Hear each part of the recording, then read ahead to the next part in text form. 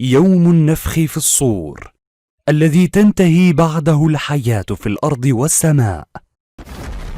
أهوال القيامة بعد اليوم الذي تظهر فيه أغرب العلامات، حيث طلعت الشمس من مغربها وخرجت الدابة من الأرض وظهر الدخان.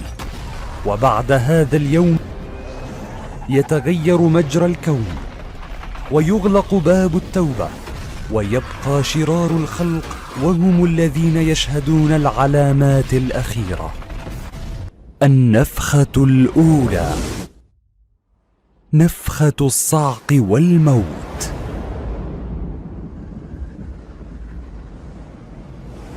بعدما جمعت نار عدن آخر العلامات الكبرى الناس في أرض المحشر، أذن الرب عز وجل بنافخ الصور أن ينفخ النفخة الأولى، نفخة الصعق والموت. ونفخ في الصور فصعق من في السماوات ومن في الأرض إلا من شاء الله، ثم نفخ فيه أخرى فإذا هم قيام، ثم نفخ فيه أخرى فإذا هم قيام، ثم نفخ فيه أخرى فإذا هم قيام ينظرون. وبسماع هذه النفخة يموت كل من في السماوات والأرض إلا من شاء الله أن يبقيه. ويقولون متى هذا الوعد إن كنتم صادقين، ما ينظرون إلا صيحة واحدة تأخذهم وهم يخصمون، فلا يستطيعون توصية ولا إلى أهلهم يرجعون. وقد أوكل الله عز وجل أمر النفخ في الصور لإسرافيل عليه السلام، وهو من الملائكة العظام، ومنذ أن وكل بذلك وهو متهيئ للنفخ فيه، وكلما اقترب الزمان ازداد تهيؤه. عن أبي سعيد الخدري رضي الله عنه قال: قال رسول الله صلى الله عليه وسلم: كيف أنعم وقد التقم صاحب القرن وحنى جبهته وأصغى سمعه ينتظر أن يؤمر فينفخ.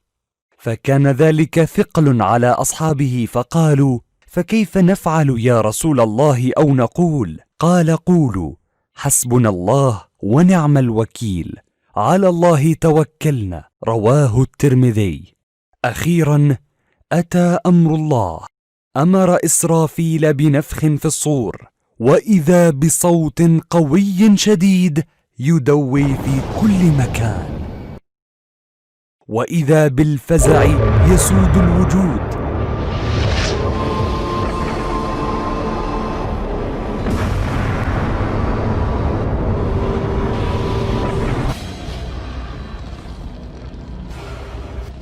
حانت اللحظة الأخيرة، لحظة الاحتضار.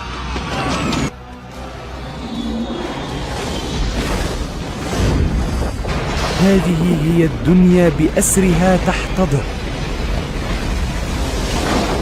فالأرض تتزلزل وتدك، والجبال تسير وتنسف، والبحار تفجر وتسجر، والسماء تتشقق، والشمس تكور وتذهب، والقمر يخسف، والنجوم تنكدر ويذهب ضوءها وينفرط عهدها. ما هذا؟ لقد انطفأ نور الشمس، وكذلك القمر وسائر الكواكب. الدنيا ظلام في ظلام. ففزع الجن إلى الإنس. رباه، ما هذا؟ يا لهول انتقامك، سبحانك يا الله، يا قادر يا جبار. السماء أيضا تحتضر، تتشقق، تتكور منها الشمس، وتظل تهوي وتهوي عبر بعد سحيق. ويقع القمر وسائر الكواكب والنجوم، تشتعل النيران وينتشر الدخان، وعلى ضوء النيران تشهد المخلوقات كل الأهوال. النفخة الثانية، نفخة البعث والفزع.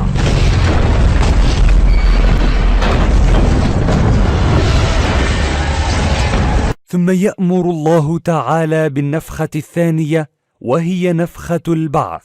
فإذا شاء الحق تبارك وتعالى إعادة العباد وإحيائهم، أمر إسرافيل فنفخ في الصور، فتعود الأرواح إلى الأجساد، ويقوم الناس لرب العالمين. قال صلى الله عليه وسلم: إن الناس يصعقون، فأكون أنا أول من يفيق، فإذا موسى باطش بجانب العرش، فلا أدري أكان فيما صعق فأفاق قبلي، أو كان مما استثنى الله. رواه البخاري.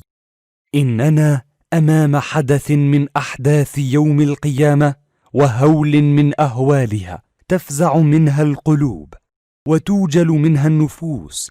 إنه حدث يقرع أسماع أصحاب القبور، فينتفضون من قبورهم مبهوتين، شعث الرؤوس، مبرى الأبدان، قد أفزعتهم الصيحة وأزعجتهم النفخة. وقد وصف المولى جل وعلا مشهد البعث وتعجب الموتى من ذلك.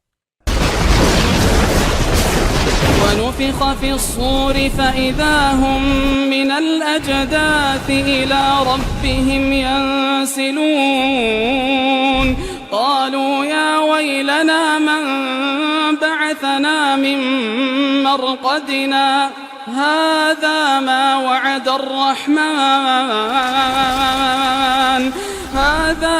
وعد الرحمن وصدق المرسلون. إنه حدث عظيم وأمر جليل، إنه يوم الرعب والفزع، كيف لا، وهو مقدمة وبداية ليوم القيامة التي تشيب فيه الولدان.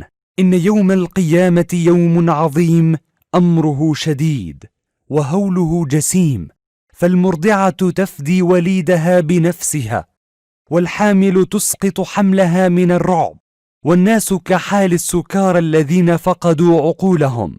يا